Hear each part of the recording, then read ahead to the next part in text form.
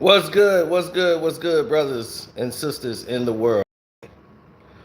Shannon Sharpe and Stephen A. Smith have did the cardinal sin yet again. And it's up to me to address them properly. I feel like a superhero out here to free my kind.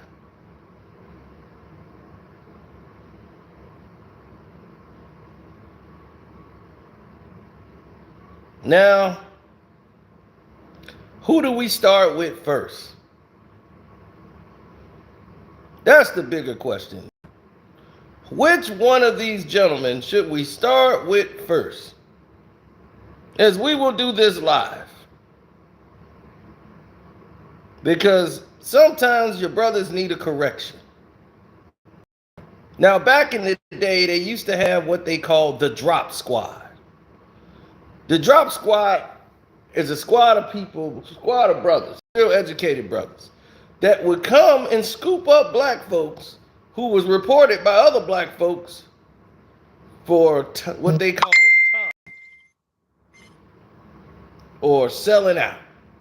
They would get scooped up off the streets against their will and re-educated.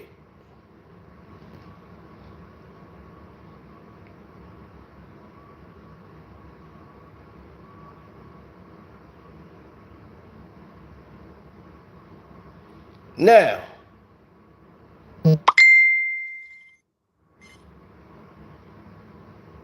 it's time for the brothers to get re-educated. But who do we start with first? Since the chat is here, I will let the chat decide which one do we start with first for this correction.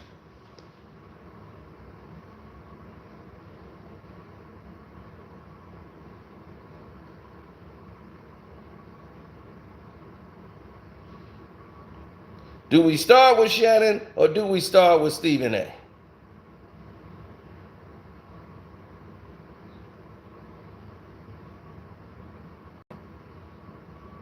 Okay, Shannon. Shannon it is, by a close margin. Let's start with Shannon Sharpe. Shay, Club Shay. We're going to start with you first. Damn, Gray, you came too late. They didn't already chose whoppingly. It was going to be Stephen. But now, Shannon and took the cake, so we'll say Stephen for last. Now, why would we do this? Remember we made the video about John Morant and how the NBA was trying to compare him and make him like Allen Iverson? Well, Shannon Sharpe decides to jump in on it when John Morant says his brother was suspended from home games for a year, even though the NBA did an investigation and found out no wrongdoing was done, right? John's not in trouble. Nothing happened. They did an investigation and found out nothing happened that was worthy of any reporting, yet they let the report come out anyway after the investigation and stuff was already done and found out that it was nothing and John was cleared of any wrongdoing or any kind, even the people that was there. And they just said his brother is banned, right? From coming to games. But John's trying to figure out how is that the case when you did an investigation and found out it was fraudulent, the whole report. But here's what Shannon Sharpe focused on. Thug. Ja is a really good basketball player. Ja did everything. Situation. I wish Ja would realize that he's not a thug. Ja is a really good basketball player. Ja did everything he could to lift himself and his family out of this type of environment and to get away from this. And for some reason, he wants to surround himself with these type of people. Why? Bro, you not hard. That's not your life. Now, once again, Shannon Sharpe is making an insinuation that John Morant wants to be a thug. When did John Morant said that he was a thug and wanted to be a thug? Why are you going on a national televised program like Fox broadcasting John Morant wants to be a thug? John Morant thinks he's hard. John Morant is only showed his aggression on the basketball court. He's never went anywhere else threatening people. But what you're doing is creating an atmosphere for people to come and try John Morant. This is something that normally the white media would do to a black athlete, was to paint him in a light that he isn't. See, he's saying a bunch of things that are correct for a person that is doing these things. Believe me, Ja is not living the Allen Iverson life. He ain't come up like AI. All right? So I'm trying to tell you, they trying to do the same thing that they just did. I just did the video. And now, today, they want to come with this. People that in that life would give anything to be in your life. Great point. For some reason, you got a $200 million contract, and you want people in the NBA to think you hood, to think you gangster, because you roll with these type of people. Bro, you putting yourself in harm's way when you don't have to. Nobody looks at you, John, and think, man, that's a thug. He hood. He down. He about that. You not. Stop pretending. All you do is yap and talk about, oh, I'm going to let him live to see another day. I'm going to do this. You're not going to do nothing. You see?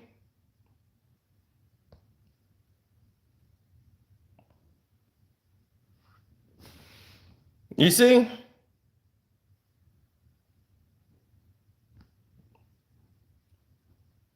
Hit the like button, ladies and gentlemen.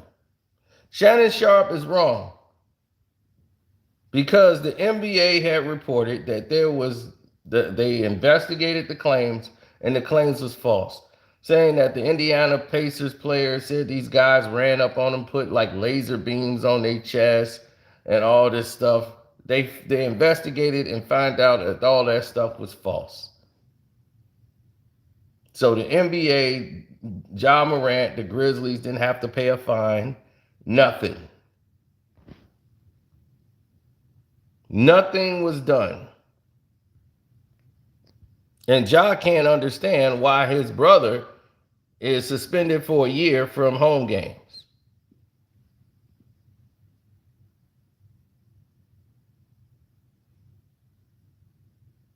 Now the NBA is allowing them to tarnish Ja Morant's name with sponsorships and everything else. When Ja Morant, and you keep saying Ja want to be a thug, Ja want to be this, Ja want to be that, Ja didn't even have anything to do with it. Ja did nothing. They've investigated and found out Ja Morant didn't do a damn thing. So why are you talking about Ja Morant want to be a thug? Shannon Sharpe, you should be ashamed of yourself. As a black man in this world today, you should be ashamed of yourself for what you just did.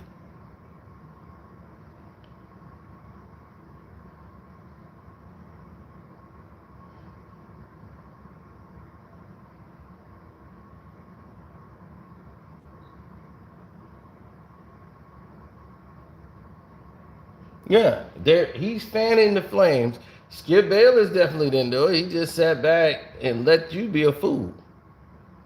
You wanted to get out there and yap because you still mad about the doggone how you looked in the Grizzlies game.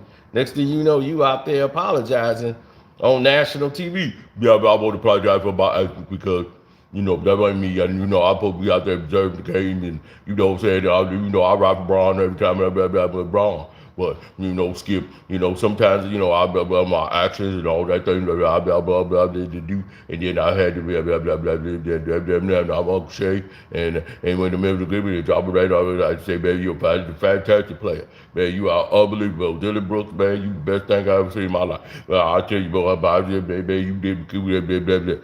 So, Shannon Sharpe is right. No, he said a bunch of things that are correct for a person that is living that life. See, this is called misdirection and misinformation. Once he said, Ja, you want to be a thug? Lie. Ja Morant has never implied he wants to be a thug. Ja, you hang around with all these people. What people? Who does Ja Morant hang with, Shannon Sharpe? You don't even know.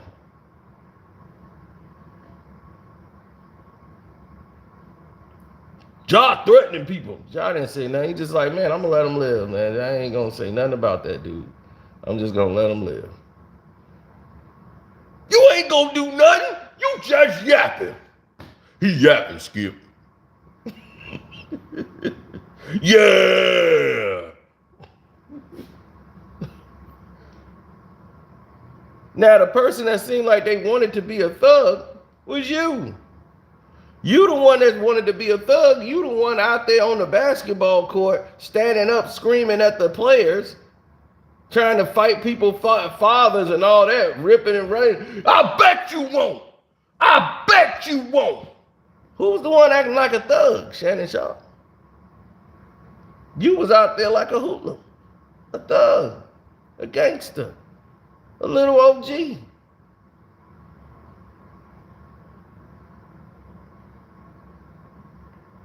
You were the one doing that because you was out of character. You the one that was apologizing on national TV, not him. So why are you throwing Ja Morant's name under the bus when it was you the whole time that was out there acting like a thug? Your job was to enjoy the game. Did Ja Morant say anything to you? No, he didn't. He just played ball. You hate on Ja Morant all the time to promote LeBron James. Anytime Ja do anything, oh, they ain't never did nothing. He can't talk about Steph Curry because they ain't never. Man, why they yapping? They talk about basketball. That's it. One team thinking they better than another team. So what? How is that a thug? Did he talk about he finna take Steph Curry out in the parking lot and jump him? Where are you getting this from? You are going along with a narrative that the NBA people and the rest of you guys are trying to spin to tarnish Ja Morant. And you just made yourself look like a fool by saying these things because they're not true. Nothing that you said up there was true about Ja Morant.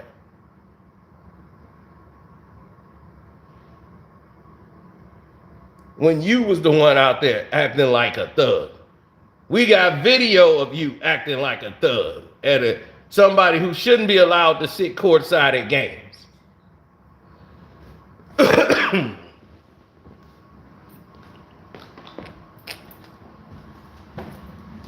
But they want to ban Ja Morant's brother, but Shannon Sharpe gets to go to the games. He ain't banned.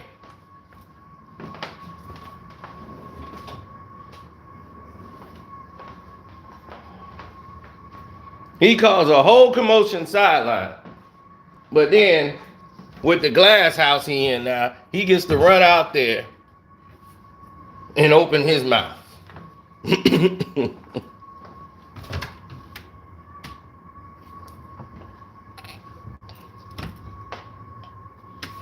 And then people will listen to that and they'll run with it.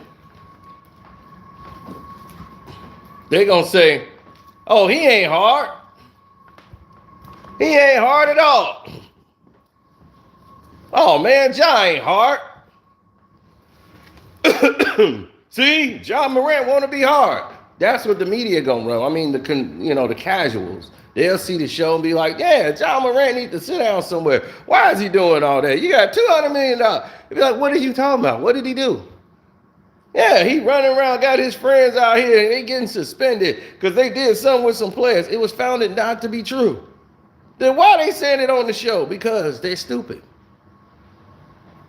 They're following a narrative And this is why I got to make the videos, to clarify to the rest of the world that was all lies.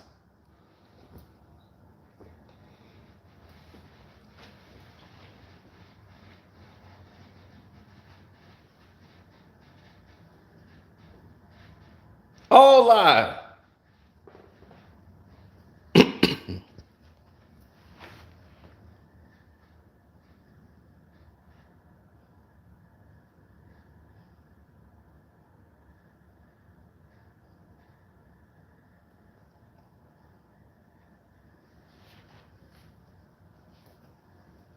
Right?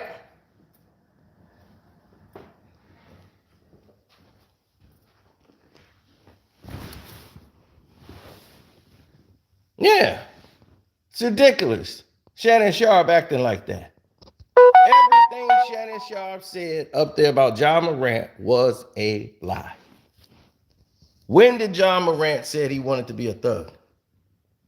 Shannon, you tell me when he said that. You tell me when he was acting like a thug, Shannon. What did he do to act like a thug?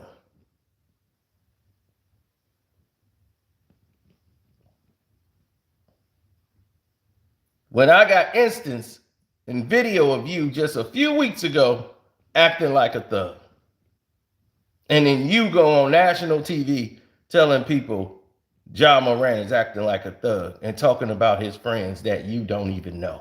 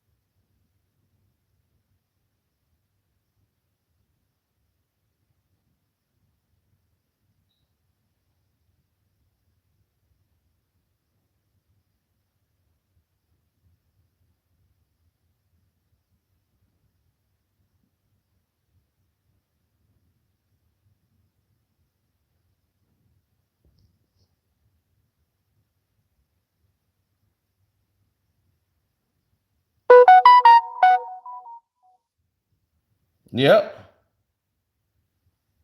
Yeah, I know. Tell me about it. Old Shay, Uncle Shay, yeah. You out here lying. You're lying. You still trying to be in beef with the Memphis Grizzlies. You mad because you look like a fool. They got you out of character. They exposed who you are. Then you out there looking real goofy and stupid on that. On national TV, everybody seeing you. You and you looking like a damn WWE character. Yeah, yeah.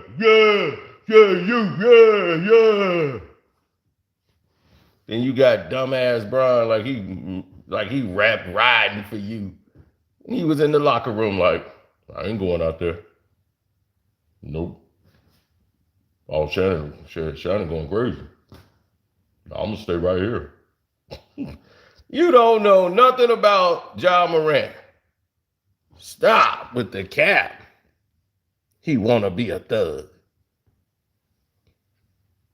And now let's get to Stephen A. Smith, aka Brick. Brick exposed himself when he ran on that podcast, right? When he got on them podcasts, see, he ran to a white boy podcast. And see, when you step into the white man world, MMA, and start talking about MMA, that's when they jump up. Hey, wait a minute, we ain't gonna let you get away with that. And now the people you are subservient to had to come in and educate you, Stephen A. Smith, or should I call you Brick? Because you was Brick up there on the show, right?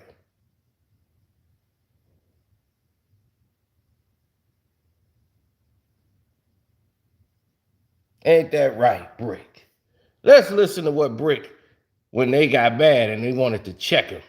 I'm sorry, this is my opinion, like how you have a corner, but you don't really know too much about MMA. Time out. Because when you talk about even Let me answer. McGregor, you talked about Khabib McGregor. Oh my God. I'm going to let you finish, and then after that, I'm going to show you how foolish you are. Okay. Go. Okay, So let's go. Sure. Okay. It's just like you're not too honed in on how MMA actually is. What was your take on Khabib McGregor? I'd like to answer him. He hasn't given me a chance to answer because, see, you like hearing your tough talk. You do. What are you talking about? I get paid. I get paid to do it. I was at the MMA event as a fan. ESPN says, you're here. Could you do us a favor? Would you mind standing next to Daniel Cormier and them and doing the segment for us? Mm-hmm. I said, fucking why not? I'm sorry. So, did you hear what he just said? ESPN called. He was there as a fan to that event because I was sitting there worried. Wondering, what the hell is Stephen A doing there? He's saying a whole bunch of nothing. He don't know what the hell he's talking about. That's why he looks stupid. And we finna address you right now, Brick. ESPN says, you're here. Could you do us a favor? Would you mind standing next to Daniel Cormier and them and doing the segment for us? Now, you on your off day at your job and your company call you, hey, we need you to do us a favor. We need you to go to work tonight. Right, we know you there. We need you to stand up there and start doing the segment with them. We need somebody to fill in the middle of a pay-per-view broadcast. That's the difference. You are a worker, Stephen A. Smith. You are not us. You're not for the people. You're a company man. Ain't no way in hell I'm on my day off and I'm sitting up there working. I work damn near 8 days a week. And they got you sitting up there in the damn, you in there relaxing like I'm finna enjoy this event. I'm finally off work. I'm finna enjoy a UFC event. You get a call. Yeah, we just saw you at the event. We need you to go to work today. So all the money you talk about you getting, they gonna work you to death. ESPN work you to death for the money they give you. Meanwhile, Shannon, Skip, they work one time and they go home. Skip Bayless ain't finna do Sports Center. He ain't finna do the NBA countdown. He gonna make the most money, do one thing, and go home. Shannon Sharpe do one thing, then he go home. And they making more money than you, but you bragging.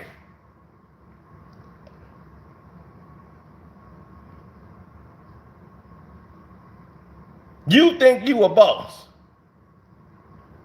Let me bring some more reality to you, Stephen A. Smith. Because you just admitted you a company man, and on your day off, they called you in to work. Let me break some more reality down to you. First Take is not your show.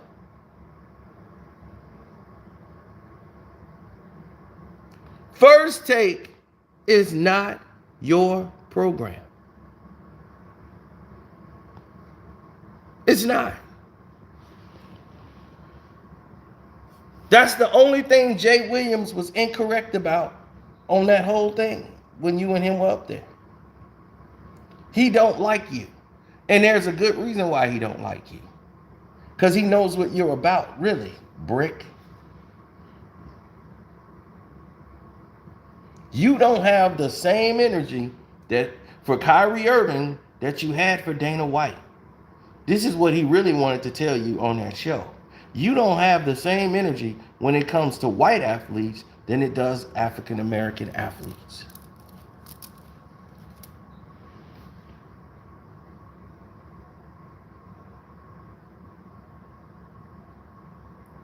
Yeah, Alan Clay. Brick.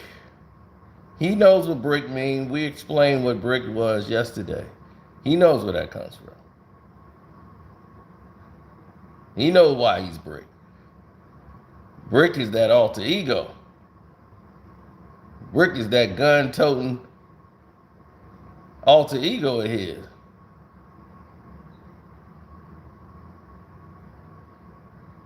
See, this is what it stemmed from. But First Take isn't your show, Stephen A. Yep, there it was, General Hospital. If you look up Stephen A. Brick, Allen, you're going to find out exactly what we're talking about.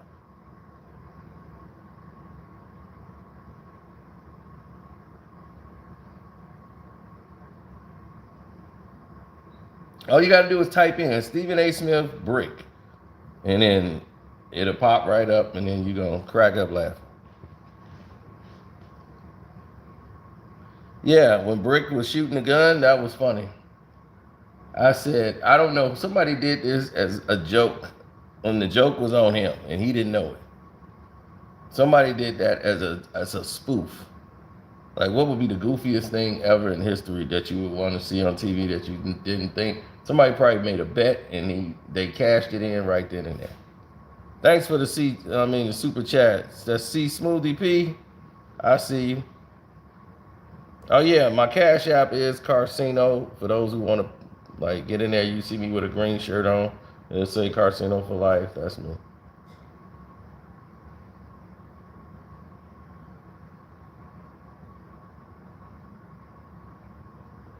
Yeah, that's what they do, man. But I tell you right here. Here's the news. He don't own First Take. ESPN do. You don't own the IP address. They do. So it's not your show. If you die, if you get fired, anything, the show goes on. They'll replace you with somebody else, and First Take will still be up and rolling. You don't own the show.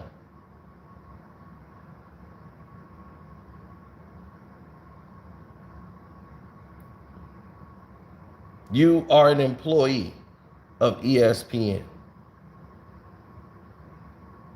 You make about almost close to $200,000 a month, which isn't bad at all. But you would never get the time to spend it. You can't enjoy the money. You don't get a chance to eat food before they call you in. We need an emergency, Steve. We need you to fill in on SportsCenter. God damn, I can't even finish my food. They gonna fly you out from place to place. You had to get surgery because you had sleep apnea, and they was complaining, all your coworkers, that man, Stephen A., I can't get any rest on the plane. Stephen A. snoring. Oh, don't worry, I snore too.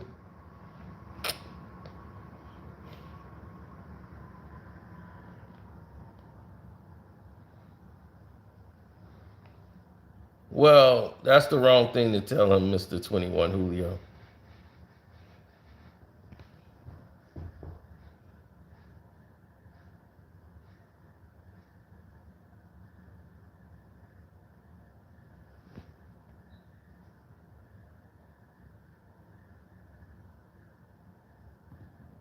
Well, that's the thing. He will never get the chance to enjoy it.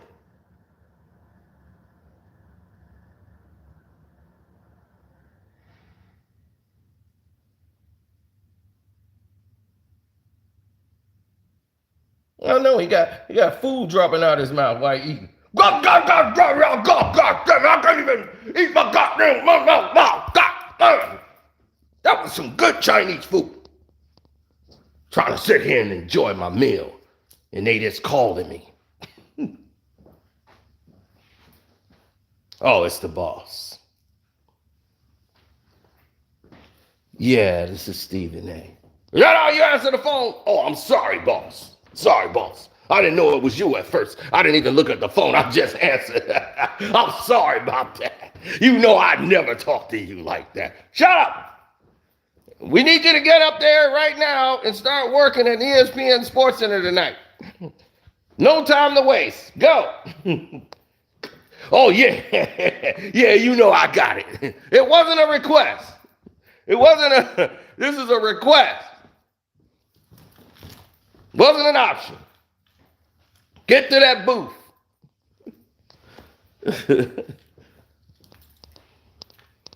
They're gonna be up there. Oh, Stephen, we're glad you could fill in. Oh yeah, anything I could do to help the team. Yeah, where we are. Okay, where's my teleprompter? Right there. Okay, let's go. In the news today. They're gonna be, oh, Stephen, wait, you got a piece of rice on the side of your face. Oh, yes, I was eating food downstairs when they called me. Sorry about that. Is any in my teeth? Okay, let's go.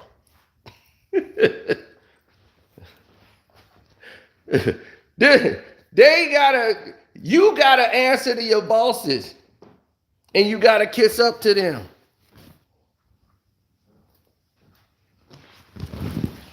So no one's gonna respect you.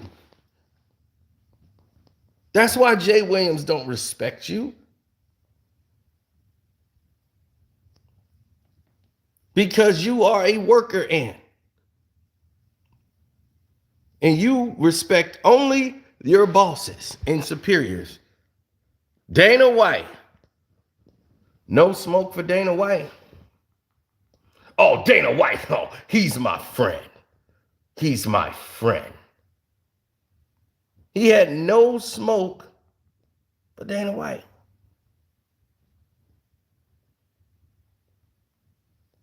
I don't remember him calling Conor McGregor out for his behavior.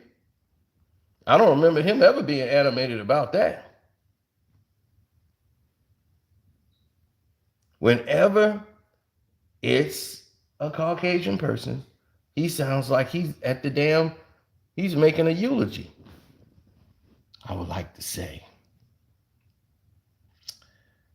in all sadness, Dana White is a friend of mine, a very good friend of mine. And it brings sadness to see this happen. And I'm never for anybody putting hands on anybody. But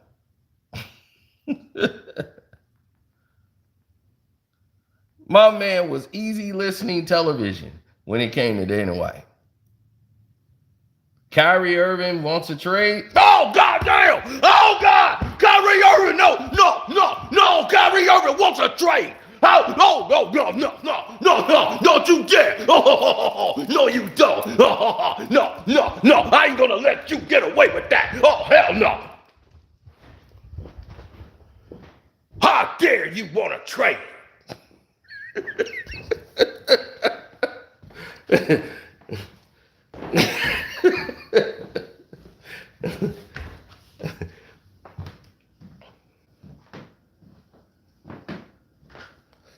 Now, we've seen those energy levels happen over and over and over again.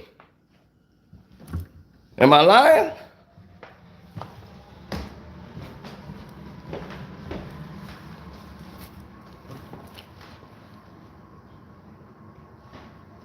And I'm lying.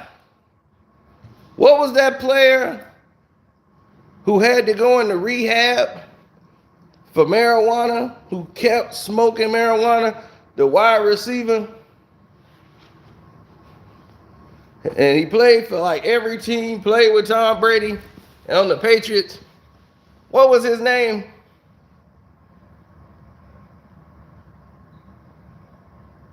Gordon. He got to learn to stay off the weed. You gonna blow all that money for weed. He was very adamant with him.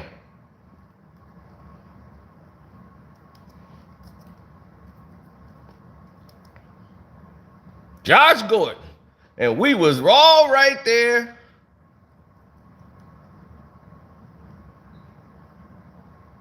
Right? We were all right there when that happened.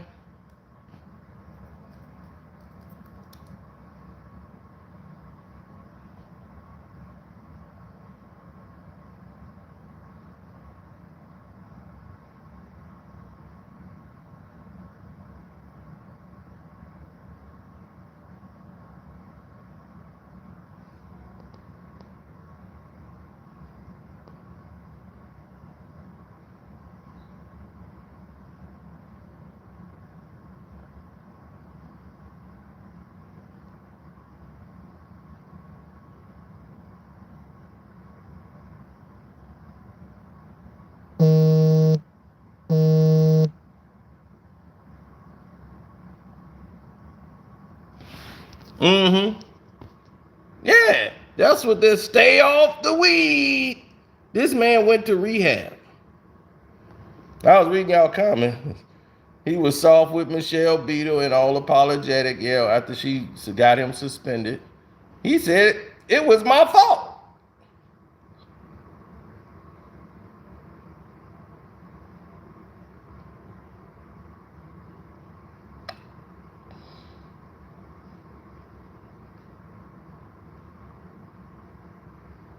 Yeah, Josh Gordon.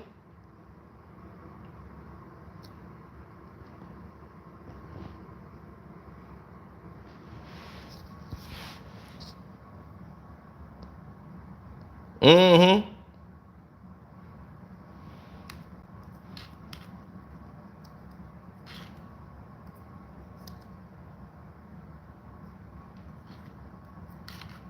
I know.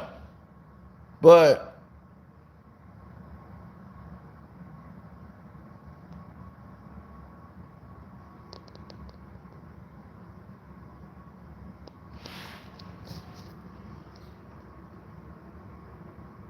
did anybody really take the time to understand what was happening there?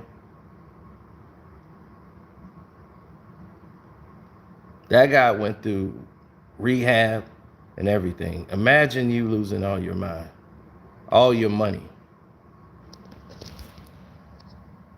Right? Because he went to rehab for weed.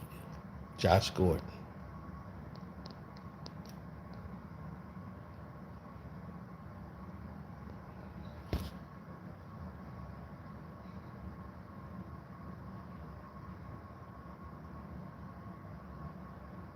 Because I'm always on the go. So that's why my closet don't stay open.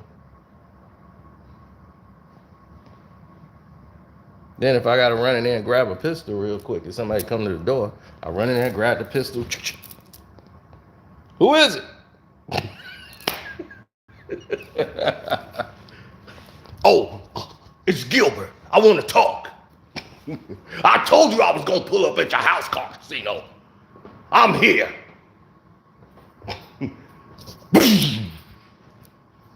Stop or I'll shoot. Just kidding, people. Just a joke.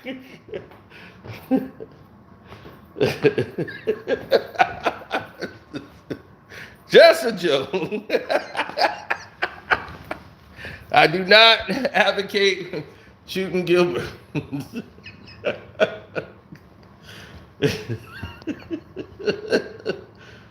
Oh my God.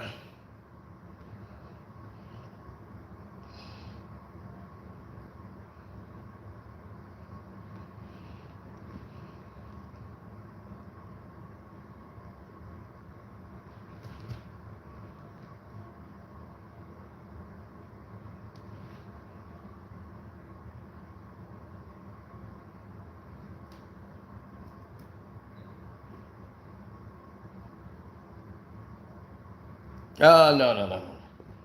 So when he did the Josh Gordon thing, right? And he made that stay off the weed. He blew it in NFL contract, guaranteed money for weed. He went into rehab because he had an addiction to weed. Obviously, there's a problem. If you can't stop smoking weed and you know you got all this money there, then you keep smoking it and risk losing it and keep testing dirty. There's a problem. So he went to rehab to try to quit smoking. They gave this guy every opportunity in the book so he would stop smoking, right? Because that's what you do. But there was another person that people seem to forget who had a lot more money and a lot more publicity than Josh Gordon.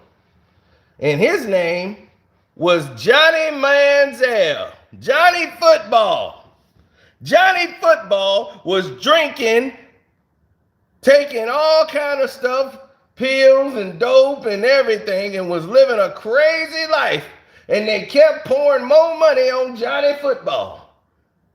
And when Johnny Football kept getting busted, and then he went to rehab for taking medication and being drunk, and he wanted to put himself in rehab and get himself clear because he got bipolar disorder. I got a disorder now.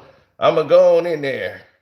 This is why I'm smacking up women and doing drugs and taking pills. Did you have that energy, Stephen A? Let's hear Stephen A talk about Johnny Manziel. Let's see, did he get all excited? Really, really, really don't like having this discussion. I'll be the first to admit it. And I think that the public has a right to know this. Why? Because I'm not going to sound very, very sympathetic. Let me brace y'all for this right now. Ooh. I like Johnny Manziel. I've had the pleasure of talking to him on several occasions. I actually think he's a good guy. He's just living a privileged lifestyle, and he was milking it for all it was. I'm one of those people, however, that thinks there needs to be an investigation into the medical profession of this issue of bipolar disorder. I'm not saying that it's not real. Please don't get me wrong. There are people that genuinely and really, really suffer for it. But I do think that a lot of times in society, more often than we're willing to admit, there are some people who were just egotistical, were out of control, were undisciplined, were really feeling themselves. And then when their houses, figuratively speaking, of course, came crashing down, all of a sudden they're trying to find some kind of explanation to garner the sympathy of the public at large. That's what my concern is here. Yep. Now, he was actually right there, but the fact is his tone is different.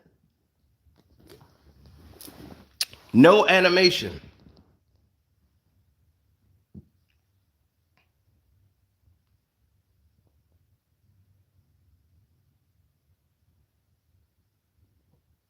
Oh, yeah, the dude from Life, the dude that was on the yard calling him out. We got one running.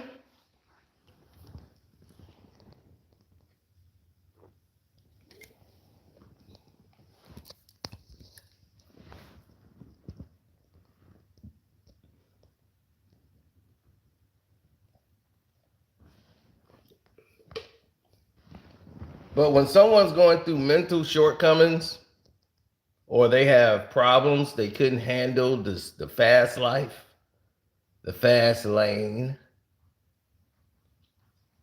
they were dealt with respectfully by their media counterparts. They dealt with them with kid gloves.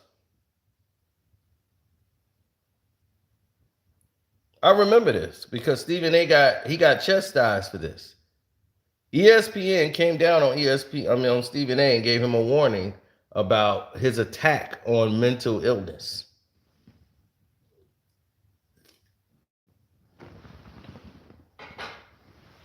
Which is not what he was saying.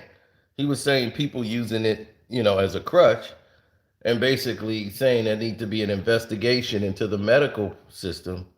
That was not his forecalling. So the masters had to call him to the office and said, "Who the hell are you to challenge the medical industry? That's not your job. That ain't your place. Now get your butt down there and get back on TV and make some money. And I should dock you, but I don't want that in the paper. So you go down there and you do your job. You're not a medical expert. You can't sit there and say there needs to be an investigation. You're not a damn doctor. Get down there. You do read what's on the damn teleprompter."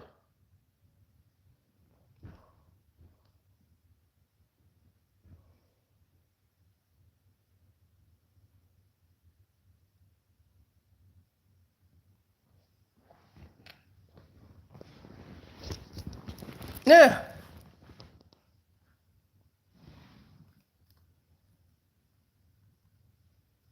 That's Stephen A. all the way.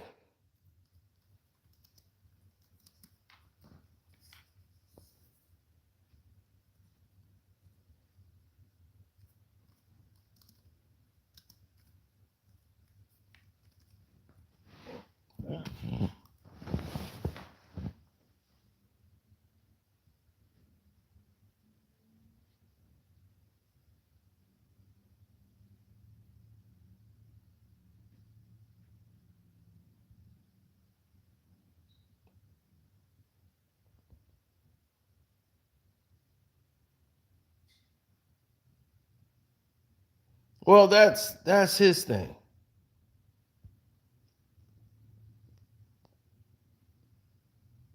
This is a man who says he wakes up every day saying, my key to success in life is I wake up thinking, how can I make my bosses more money?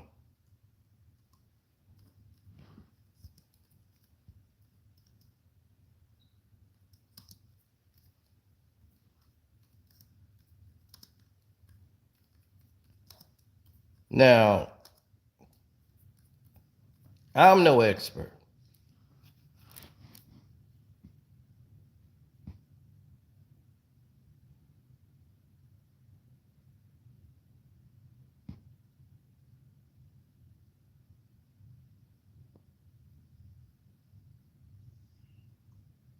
All right.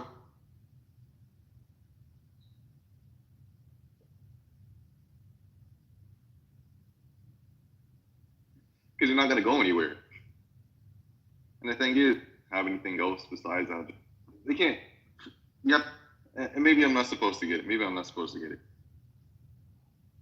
Mm-hmm. That's what he said. He said, I wake up every day saying, how can I make my bosses more money? And how can I get a piece of it?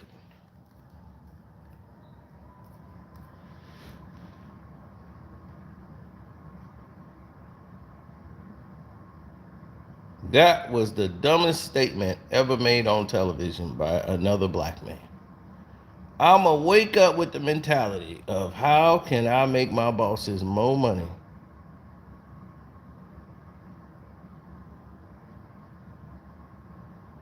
He wake up every day and his first thoughts is about his boss.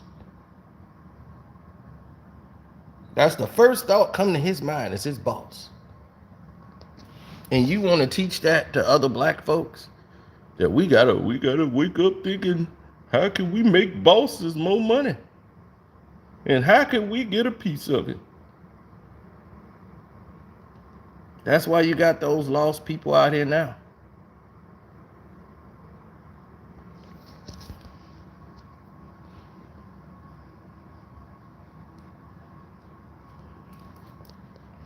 He got clowned for it so bad.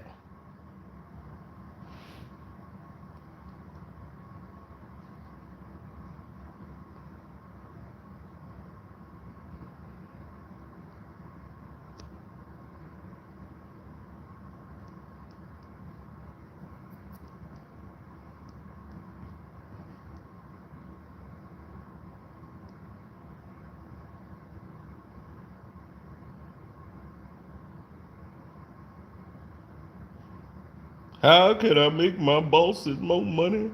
And how can I get a piece of it?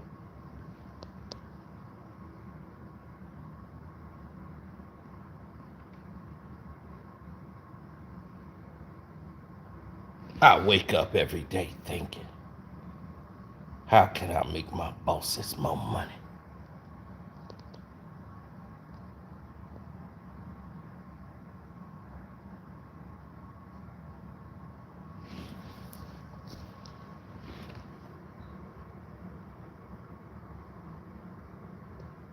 Well, this is why he comes out to Kyrie Irving.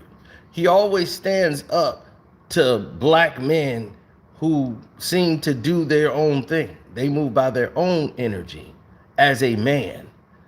If it's a black man, he got to go chop that down. Oh, we can't have that. I got to chop that down. I got to say the things my masters want to say, but they can't because they don't want to be looked at as racist. So I got to say it.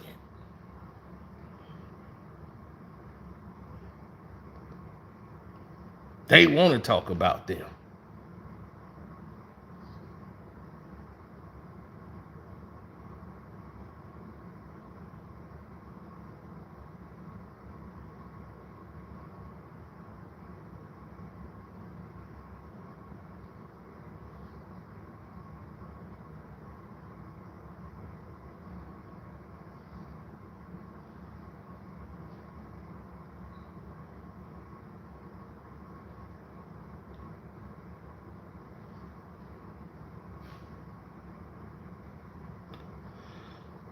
Well,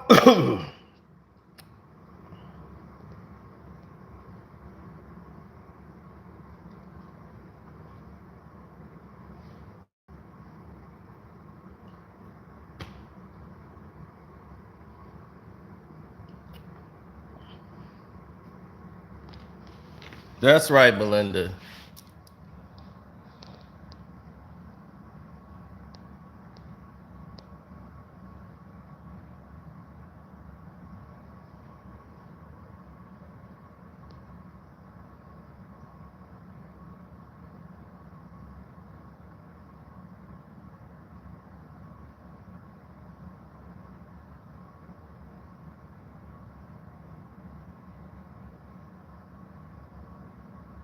Well,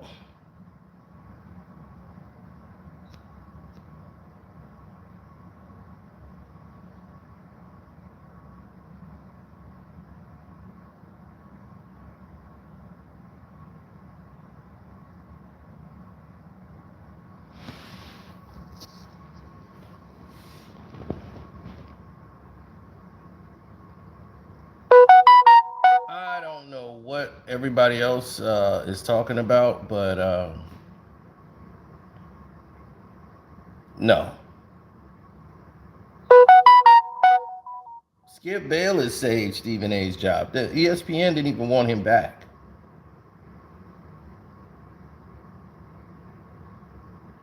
ESPN wanted nothing to do with him anymore. He was working at a cubicle for NBC, CSNBC, working in a cubicle. He lost his show, quite frankly, and ever since then, he's like, if I get back over there, I'm going to toe the line and I'm just going to shuck and jive. And that's exactly what he did. He burned Allen Iverson to the ground. He burned everybody. And then he didn't have any friends in the business. Nobody was looking out for Stephen A. So he blamed black folks for his career going down. Nobody looked out for him. Nobody gave him a vouch and said, hey, that's my guy, Stephen A. Nobody gave him that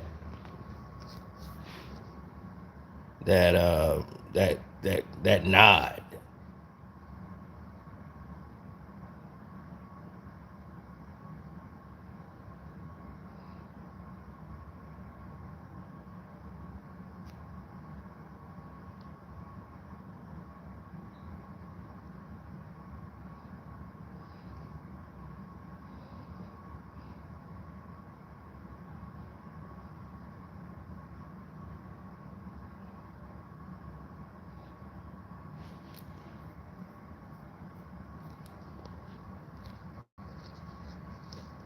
Oh yes, definitely. Hit the like button. Yeah, he's Steven. They named a character right after him in Django Unchained. Steven. Man, welcome to Candyland. This is ESPN, man. You think you can do this to us, Kyrie? Now I'm gonna tell you, Kyrie. What Kyrie doing up there on that nag? This is ESPN, boy. This gonna be here every day.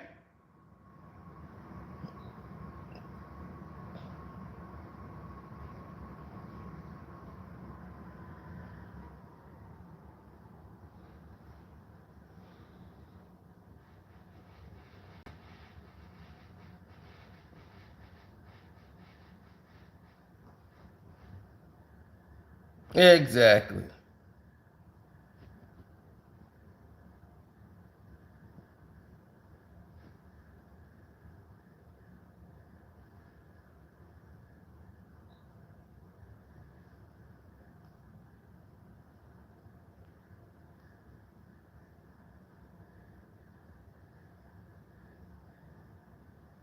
He's made Kyrie Irving the butt of his jokes.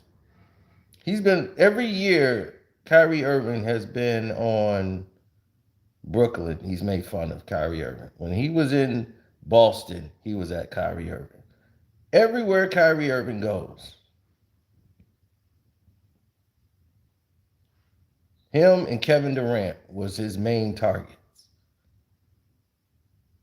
He used to come hard at LeBron, but then he stopped because he got word that no, LeBron's off limits.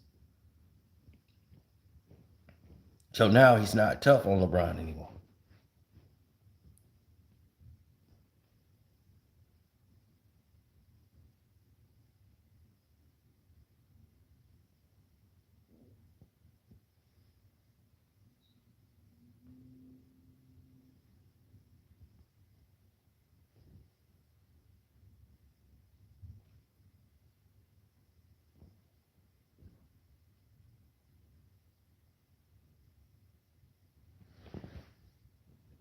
Well, it's always detractors in the game.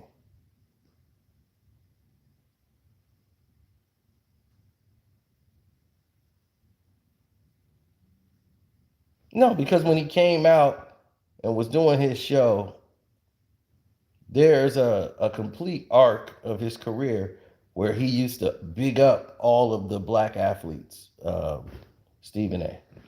Then it came to a point where he started to tear them all down.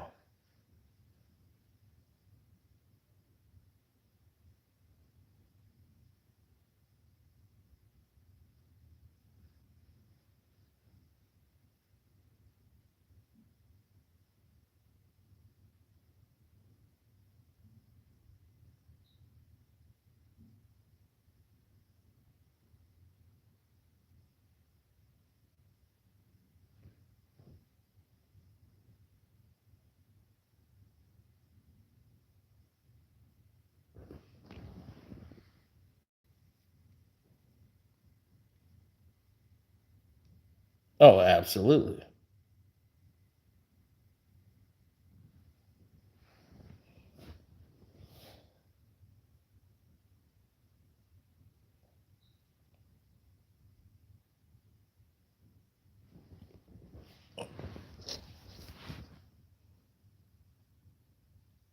Oh no, he actually said that. I'm gonna let you hear it for yourself. I wake up every morning with two thoughts. Number one, how do I make my bosses more money? Two, how do I get some of it? And when I put it like that, there's a job. I wake up every morning with two thoughts. Number one, how do I make my bosses more money? And number two, how do I get some of it? Job. I wake up every morning with two thoughts. Number one, how do I make my bosses more money? And number two, how do I get some of it? Job. Wake up every morning with two thoughts. Number one, how do I make my bosses more money? And number two, how do I get some of it? Job. I wake up every morning with two thoughts. Number one, how do I make my bosses more money? And number two, how do I get some of it? Job. I wake up every morning with two thoughts. Number one, how do I make my bosses more money? And number two, how do I get some of it? Job. I wake up every morning with two thoughts. Number one, how do I make my bosses more money? And number two, how do I get some of it? Job. I wake up every morning with two thoughts. Number one, how do I make my bosses more money? Number two, how do I get some of it? Job. I wake up every morning with two thoughts. Number one, how do I make my bosses more money? And number two, how do I get some of it? And when I put it like that, there isn't anybody that's not going to be receptive to what I want to say because they recognize that my number one mission is to make sure they're successful. And when you have that kind of mentality, it opens the floodgates because it makes an inordinate amount of people receptive to what. Now,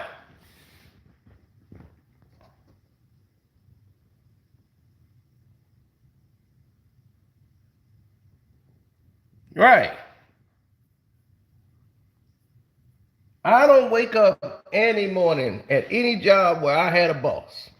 I didn't wake up any morning thinking about my boss. Ever. I damn near never saw the boss. And when I saw the boss, I wasn't thinking about the boss. If I'm looking at the boss, we got a problem. If I'm looking at the boss or I'm in the office of the boss, we got a problem at this job. That's the only time I'm seeing the boss. 9 times out of 10, the bosses loved me because I was going to do the job to perfection. I didn't have problems where I needed to be in the faces of the boss. I wasn't going to take a cigarette break. I don't smoke. I'm not going out there arguing and talking in the hallways with the damn people when I'm supposed to be doing my job because I'm here to get paid. I'm not here to make new friends. I'm here to get the money that I'm supposed to get from this place and get the hell up out of here and go home. I don't care what bad day my boss had. I don't care who got sick. I don't care who's not sick. Just not my part of the day.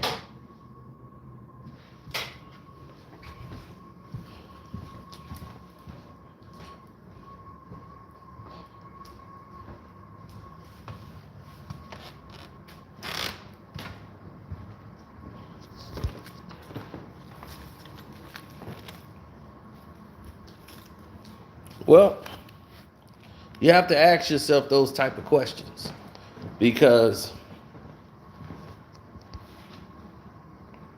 I'm not thinking how much money I can make him.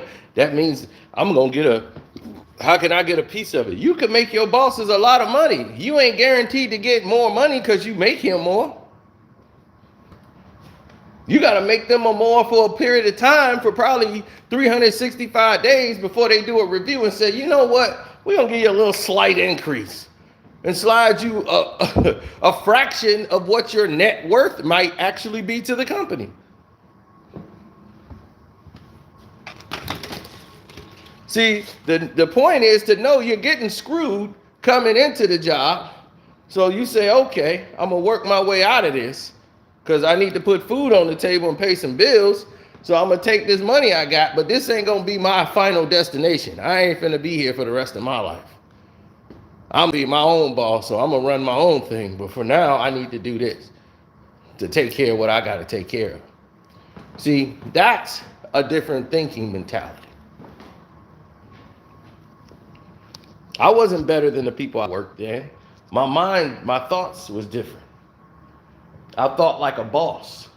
I moved like a boss. I carried myself.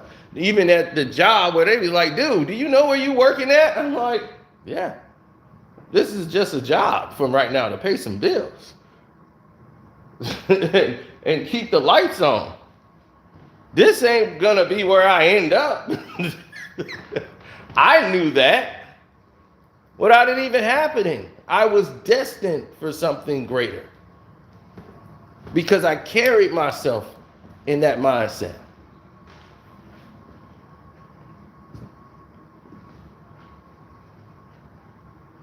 Now, I'm not super rich, but I have no boss. I have no boss. All of my investments and all the other things I was able to do, I created the content. The people came on YouTube. You liked the videos. It opened a lot of doors for me to do a lot of other things.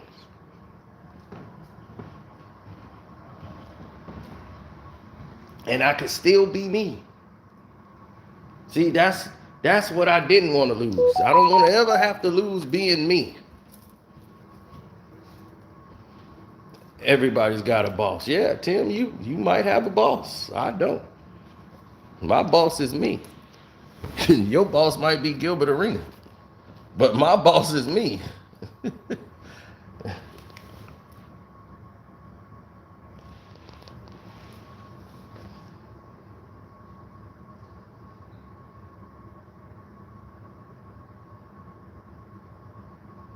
Right, and that's why, this is why Shannon Sharpe and Stephen A. Smith will never understand what it's like to be an independent man, independent thinker. They want to break you in half. They want to break John Morant. They want to break Allen Iverson. They want to break Kyrie Irving. Anybody who has an individual thought pattern and don't follow the line.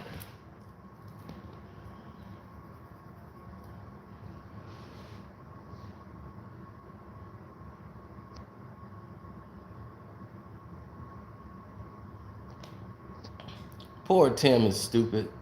Who signs your YouTube check?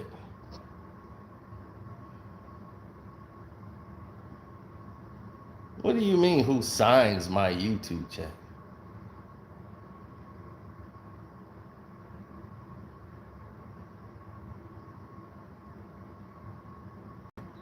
You don't even understand.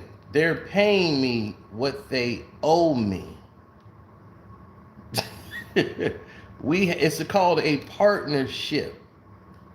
You're signing a partnership, which means I own my content. What you're seeing right now, YouTube don't own it. I own it. I have 100% ownership. They're paying me to distribute it on their platform, which means I could take this video that I'm recording right now addressing your stupid ass. I could take this video and put it on another platform and get paid. You know why? Because YouTube don't own it. I own it, stupid. Now that we've addressed idiots who don't get paid on YouTube, who don't know how anything works, see, that's like people making fun of people with cars and they don't own one. Hey, look at that old car. Hey, that's the bus. All right. It's like, dude, what is you talking about? They sound stupid, and they don't even realize how stupid they sound. You try to explain people this type of ignorance, but they don't get it. That's why they're in the predicaments they're in.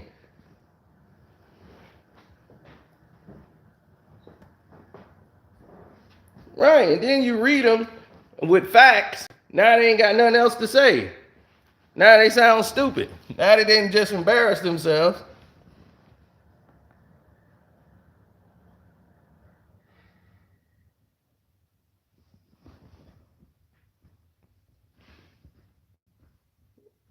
Right. He don't have not one YouTube dollar coming in.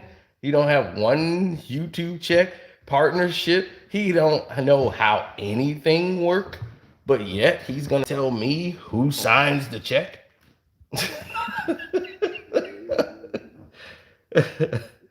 Oh my God. This is what I'm talking about. It's facts. You believe him if you want. It's factual. I own Patreon, don't I? I can take my video and upload it on Patreon and get paid for it. YouTube don't own it. You own your own videos, but you don't make videos or content, so how would you know? You don't. Look, you made yourself look like a fool in front of all of these people. It's probably a familiar thing with you, talking without information.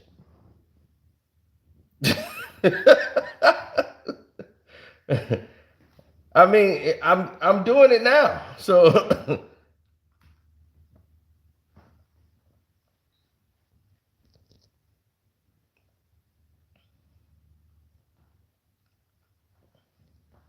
I know. Now he just put himself in a position. He set himself up for the alley-oop. He threw it up in the air. And I came down on it like Sean Kemp. The Rain Man has struck. And now he got to go run back with his Gilbert Arenas pom-poms and look stupid.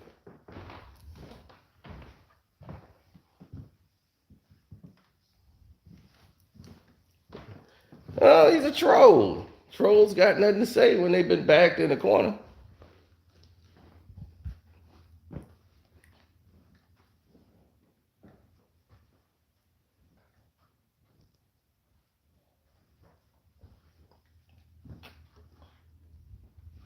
I know.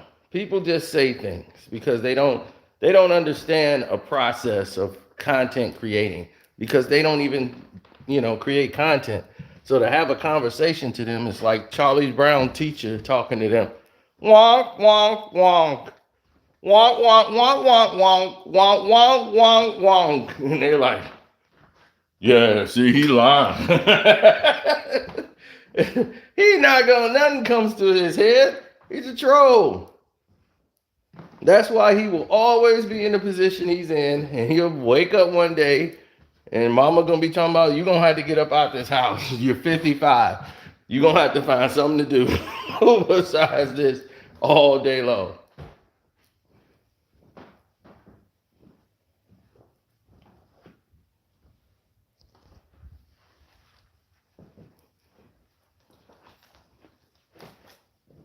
Right. The only time he ever spoke to Gilbert Arenas is on my platform. You're welcome.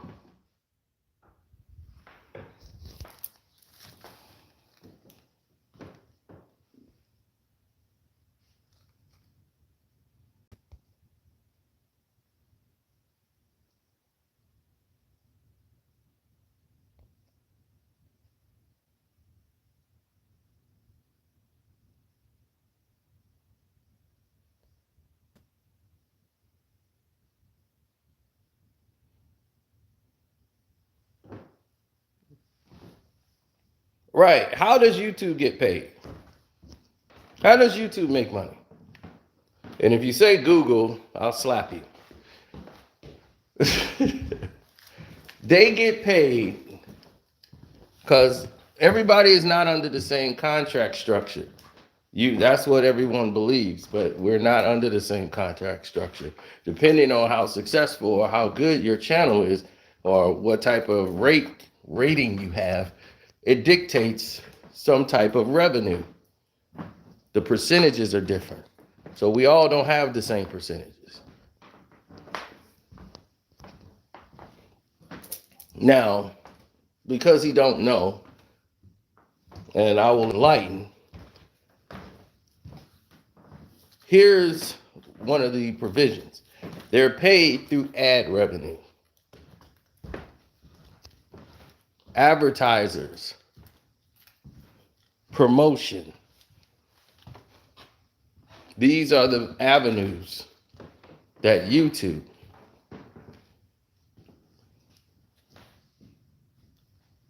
are involved in.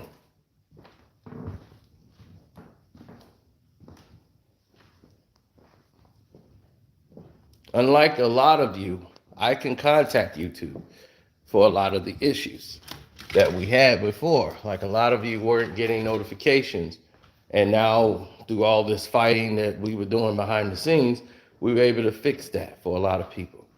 Now, there's some other issues I got to iron out. See, I got to stay on top of them, because if you don't, then more problems will, just exist.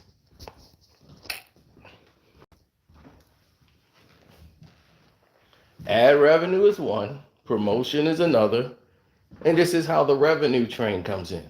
You have movie companies, you have record companies, you have all these companies that pay for promotion. Like when they have a new movie coming out, they're promoted on their channel. They're paying YouTube to promote it. They pay YouTube, which is paying Google, to promote something, right? So then people will pay you to promote products.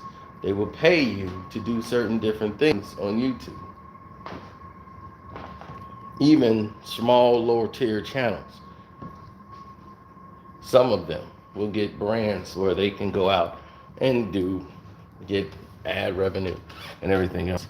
I've turned these deals down flat. An extra $5,000 a month, I'm just like, I don't want it. Because I don't know nothing about you. I don't know nothing about your company. You're not sending me the information I want to see. I don't advertise nothing I don't know anything about. I don't care about the money. You see, it's about having morals. And then you got to think, are these people even real? What are they connected to? If it's something I don't believe in, I'm not going to pitch it to anybody. I have to believe in the product.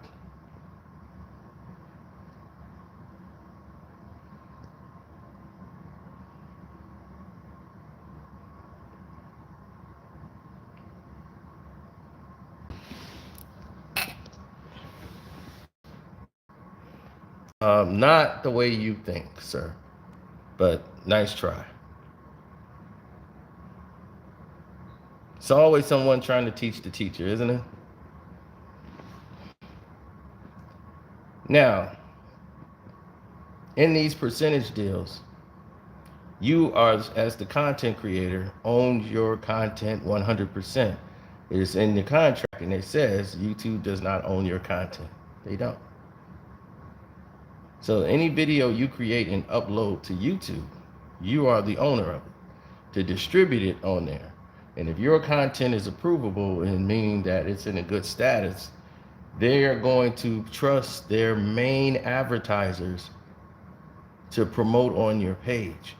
When they had the YouTube apocalypse in 2017, where the advertisement money was gone, Walmart, everybody had pulled out, and the ad revenue was scarce, and people were running for the hills because all that ad money was gone, and they were trying to get the advertisers back by putting in these revisions and saying, okay, this can't be for kids. And you had all these Walmart ads popping up in the middle of somebody toting guns and doing all this craziness when YouTube was like free for all back in like 2016. And when it got to the next level in like 2017 and started to go up, I didn't lose and suffer during during that era. I didn't suffer because I didn't have profanity in any of those videos. The truth behind videos, none of that. There was no profanity, nowhere in there. Nothing flaggable. So I was able to get what they call premium ads. Keyword, premium ads, which means massive amount more money than what you would see. So it's not about the views. I could have a video that do 3,000 views, and I would make more than somebody who had 50,000 views because I have premium ads.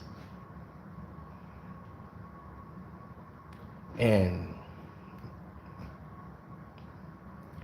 this is why I try to tell people, you listening to people that don't get paid, they don't even have a YouTube page. So those guys are idiots. They don't understand anything. They don't get what that is.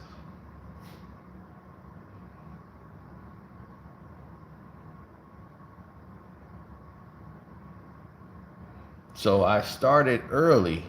So when I was making, my views was like 400,000, 500,000. YouTube wasn't getting paid by me. Most people pay YouTube for promotion of their channels, or they have somebody else that was promoting their channels for them. So they had people they were paying. I wasn't paying anybody. And they're like, who's this guy paying? He's not paying anybody. He's not with anybody. Everybody's trying to. I'm having crazy offers thrown in front of me. Like, you're making this amount now. You could be making 7 figures if you do this in less than 2 years. You'll be making 7 figures. All you got to do is do this, and this. And I'm just like, do I really want to go down that road? Because I know what that details. The same deal that academics had. And the same people that was with him. Then I just did something crazy. And I shouldn't have done that. But I went public. Showed the world a contract. Aired out academic salary. I was just nuts.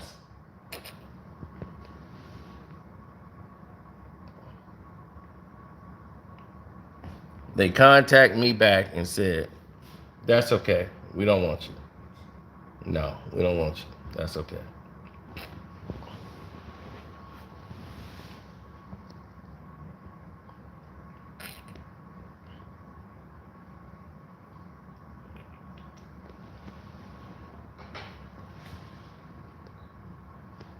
Oh, bet the Lakers on the money line.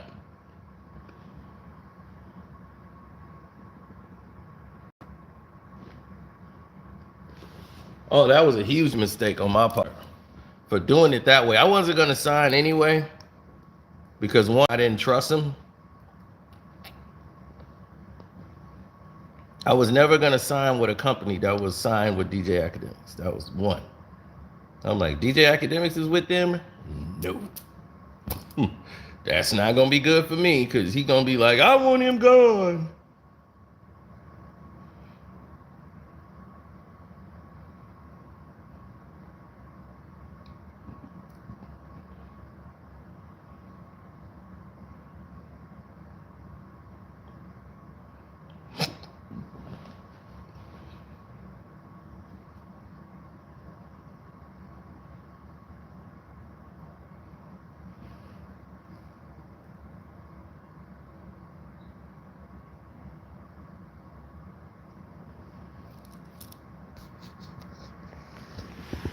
Let me show you what I'm talking about. Every week, this is what I get. It's kind of blurry. There it is. Sponsorship, networking, email for Karceno for life. Killer sponsorship opportunities with Karceno for life. Upcoming classes and more. Sports club. Sponsorship opportunities this week.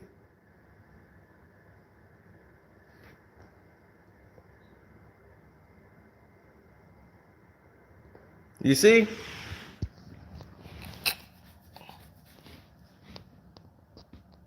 Every week, they want a sponsorship. Every week, I'm turning down $5,000. Turning it down. 5K, 5K, 5K, 5K. Because I don't know anything about you. I don't trust you.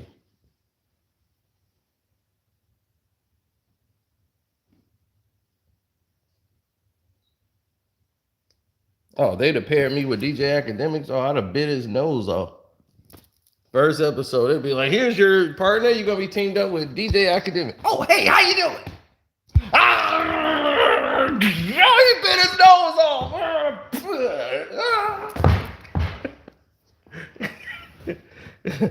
They wouldn't have, that show wouldn't have went well, folks. That would not have been a show that I don't think they would want to air.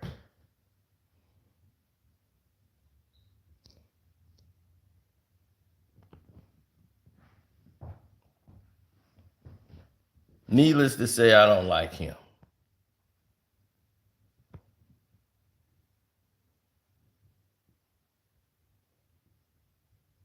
I don't fit their criterias. So if you don't fit their criterias, then they don't really have any use for you.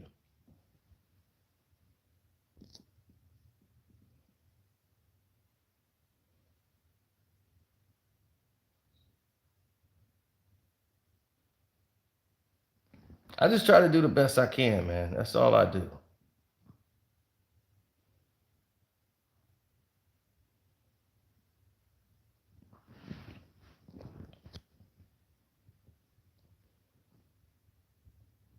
All right, I just showed you I don't cap at all.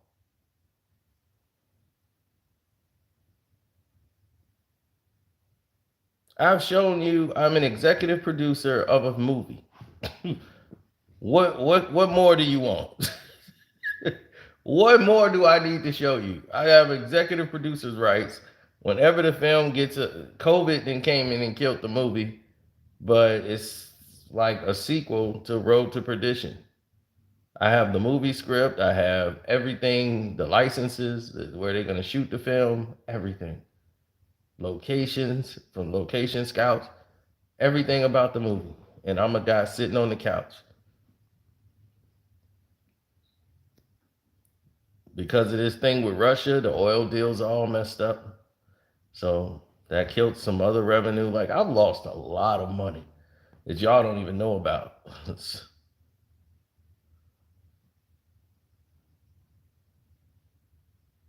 Oh, Tim, you so stupid. Do you realize that I sit here and hold phones up to screens because I don't know how to Photoshop?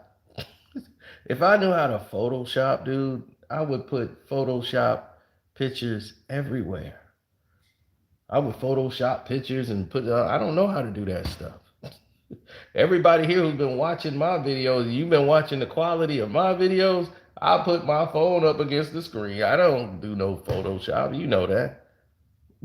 People like, I've been a member since 2012. Cino has never used any type of editing format.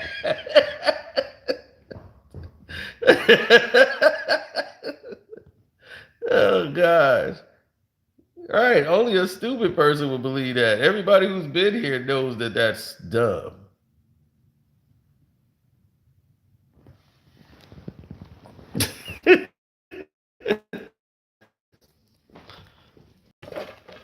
So I guess there's Photoshop, huh?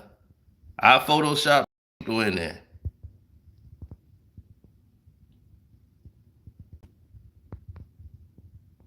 I Photoshopped them. I said, let me find 2 white guys and Photoshop myself in there.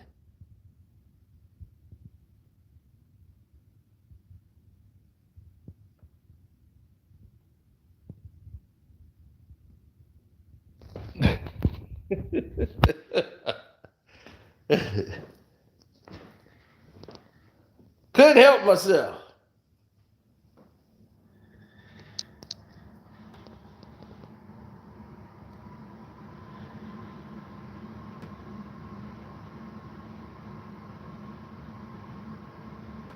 Couldn't help myself, man. That ain't really her hand. That's a computer generated. Can't you see the thing there? Yeah, it's like Photoshop. Stupid McNupits.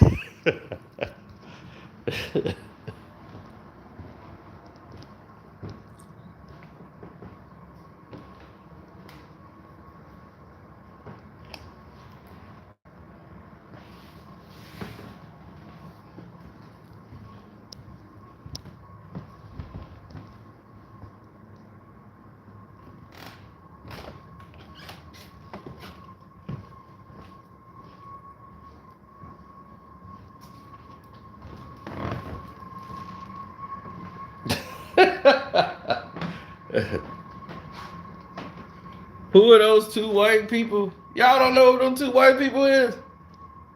That was in the video? Oh my God.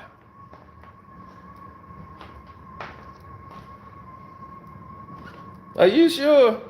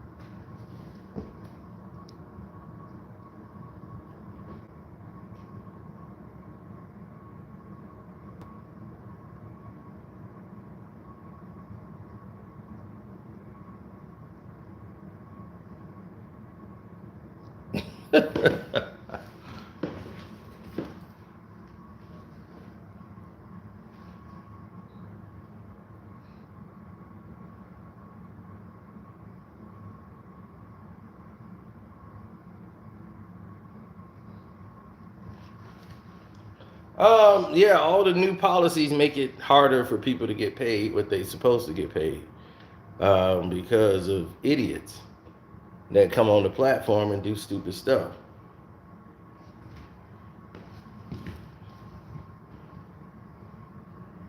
I mean, over and over again, man, you know.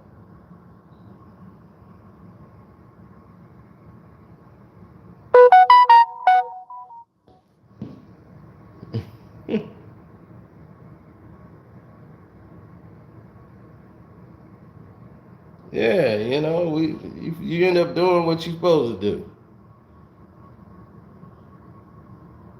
Yeah, look at that. I'm bigger than Cali Muscle.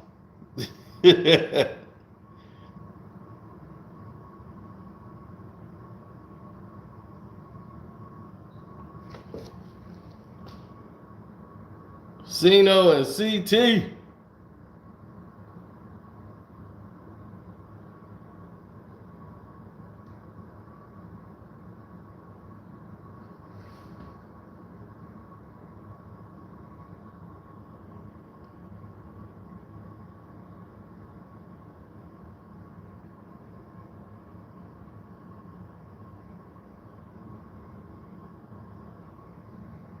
Oh, that's Joe Justin Bieber when he was young. JB.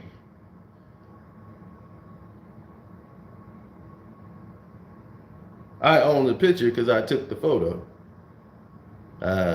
That's Omar. That's Billy Blanks, baby. Tybo. Me and Billy.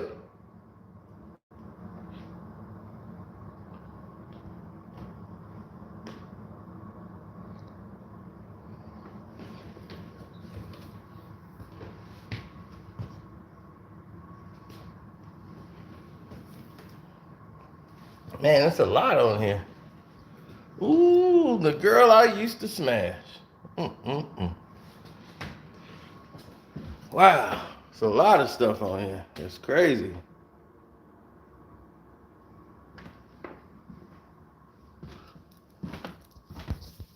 Man, that's nuts. I forgot about all this.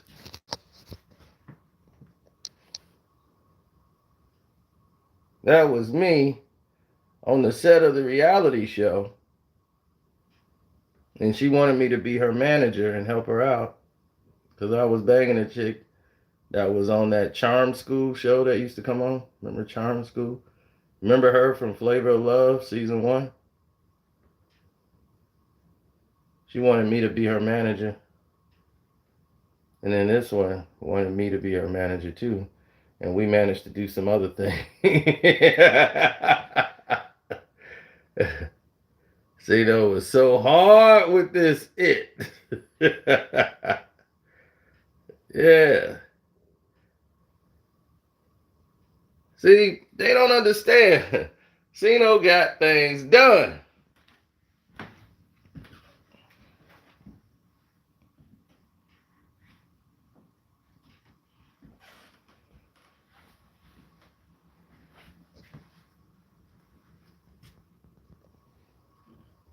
And of course,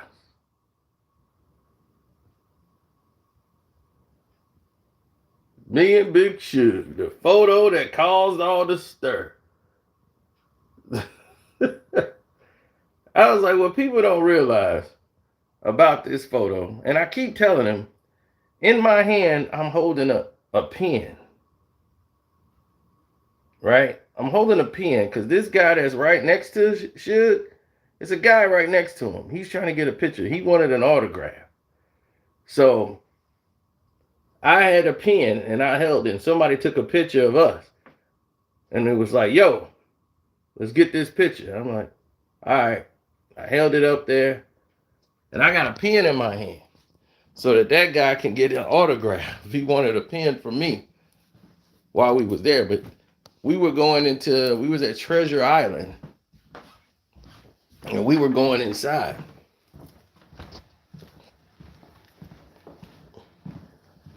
Suge sat down and was talking with some white dudes and conducting his business, and I went about my business. But at that time, he was trying to get into the boxing game. He wanted to get into managing fighters.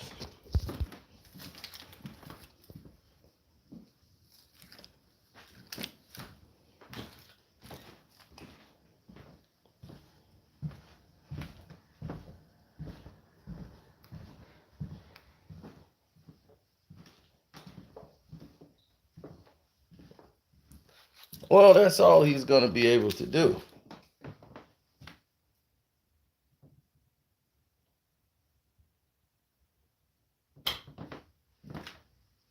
So I guess when I called up Whack 100 and interviewed him on the spot, I just didn't know him. I just cold called him.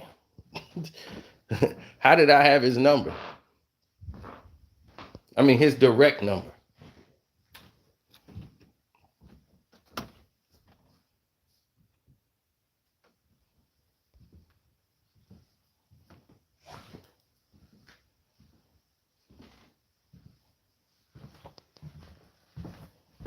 Why am I on the right side in every picture? Man, maybe because I'm always right. I don't know. That's me and Floyd. I ain't on the right side.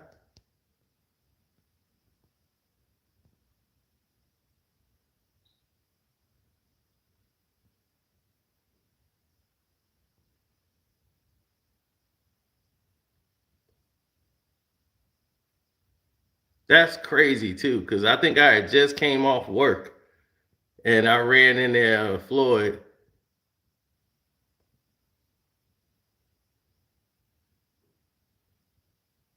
I think my cousin was there, if I'm not mistaken.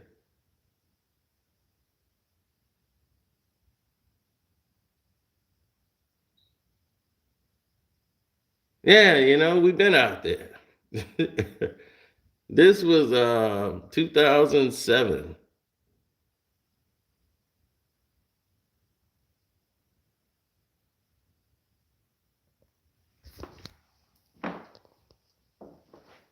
I don't want to talk to Wack. You know what I call him for? Right now, I don't want to talk to him.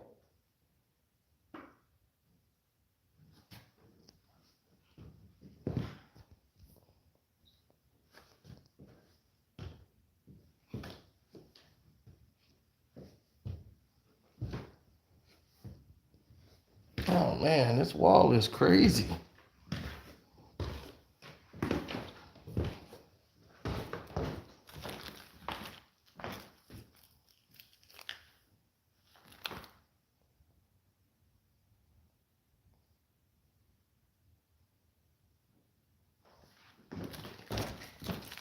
I know Floyd because of Nate Jones, my brother from another mother, Big Nate. Yeah, we were at the amateurs at the Nationals in Milwaukee. We went to go see Nate fight. And Floyd Mayweather was fighting that day, and he was incredible. And that's how we saw him. This was like 95, 94, 95. And he had so much mouth, it was crazy. I'm the best fighter in the world. He's a little bitty thing. Yo, I'm the best fighter in the world. I am. Y'all want to see? Watch. Stick around, watch my fight. Watch me fight.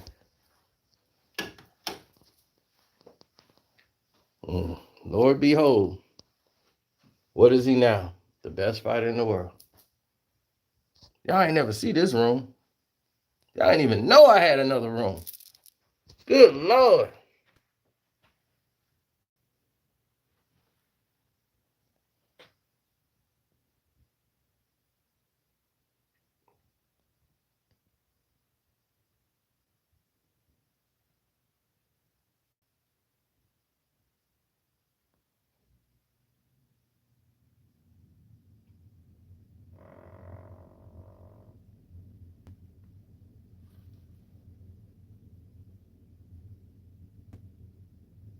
Al Roker. That ain't Al Roker, bro. You know who that is. That's the man.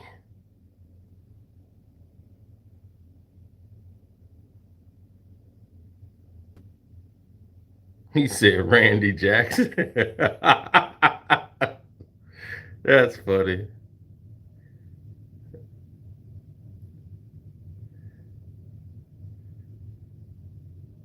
He said, "Oh, my bad, Forrest Whitaker."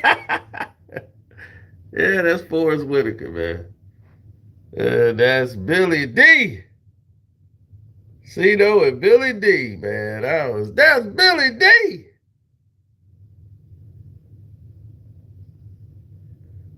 Lady Coke 45. The absolute very the Colonel's fried chicken. Yeah, my buddies used to say ghost dog.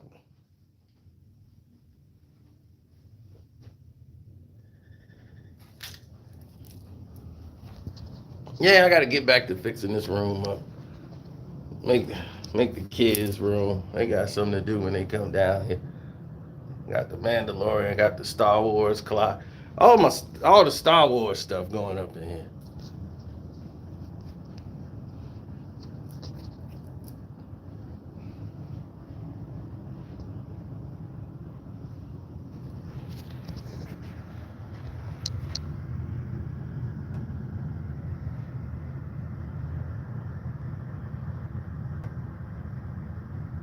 Star Wars came out.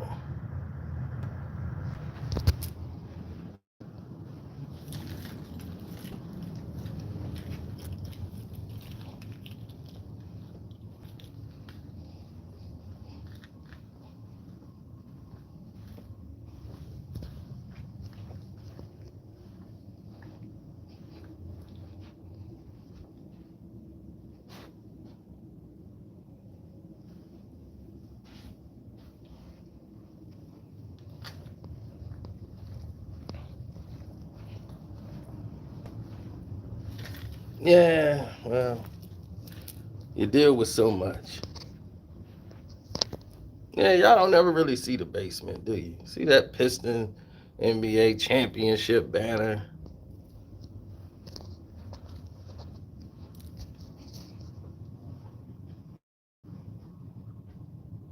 Seeing the greatness, Hall of Fame backcourt. Me shaking hands with the greatest player to ever play the game, the greatest man that ever lived, and the greatest NBA basketball player ever.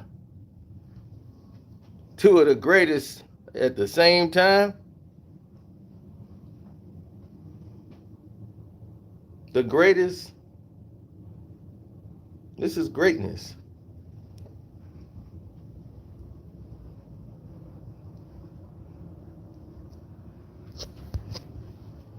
Then you have the Brady Wall.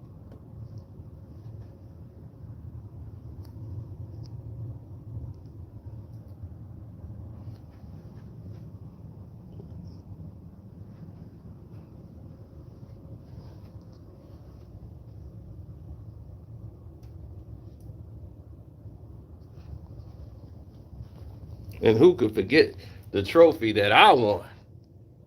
The 2016 World Series that I personally won myself. Cino got to hold the trophy. Oh my God. And they keep telling you the boy ain't special. They keep telling you these lies.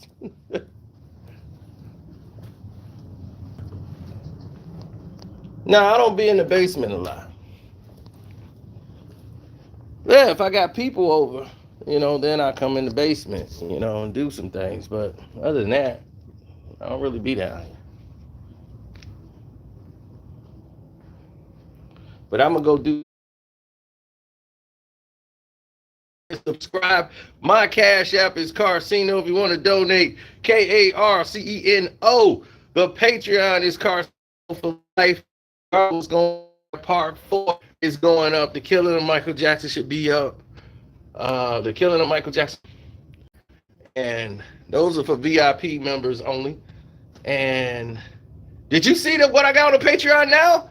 Jesus Christ. Watch that video. Watch that video. Everybody here right now, go to Karceno for Life Patreon and sign up. I got y'all something for free. It's for free. That means if you ain't even signed up to be a member, you can watch it. Watch the Hulk Hogan video. That Hulk Hogan video had me on the floor. Watch that video on the Patreon. You ain't even got to sign up to be a member. I made it free for y'all. Go on and watch that Hulk Hogan video. Oh my God.